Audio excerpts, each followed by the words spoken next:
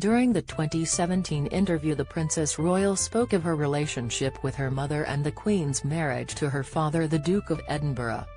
She also said that she supported the way that the Queen had handled the funeral of Princess Diana in 1997 during a difficult period for the firm. Speaking to ITV Royal editor Shipp, the former Olympian said her mother led by example throughout her 7-decade reign.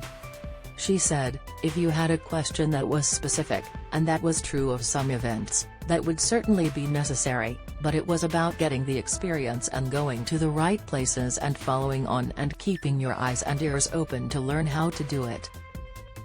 There was an element of finding our own way. But if you asked, you could certainly get help. There is nothing wrong in that." Queen Elizabeth with Princess Anne at the Braemar Royal Highland Gathering, image, PA, the Queen and Princess Anne and her horse estimate, image, PA. However, the Princess Royal said that it wasn't necessarily true that members of the firm are trained for a royal role. She said, "There is no manual, in that respect. It was about listening, and it was about learning, not making assumptions and certainly not throwing your weight around." Princess Anne added that her mother epitomized what the country stood for, with her values being admired across the world. She said, "People don't change that much, but they recognize those people whose commitment has been constant, and they know that those standards are not changing." Read more. Meghan Markle snubbed by mourner as royals greet people. Prince Philip and the Queen with Anne and Charles when they were young children, image, PA, Prince Philip, William, Earl Althorp, Prince Harry and Charles at Princess Diana's funeral in 1997, image, PA. "I think that's a remarkable skill to know what the true values are, and stick with those, not worry too much about the things, the fashions, the things that come and go, and to understand what the bedrock of society is and what makes it tick, and people's relationships, which are fundamentally important." The Queen was heavily criticized for staying at Balmoral Castle in the days following the death of Diana with Charles, and William and Harry, rather than returning to Buckingham Palace.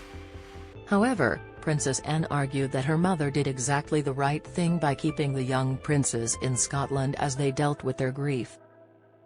She said, "I think it's absolutely extraordinary that any right-minded thinking parents should believe there would have been an alternative to bring those children down here to London in all that hoo-ha."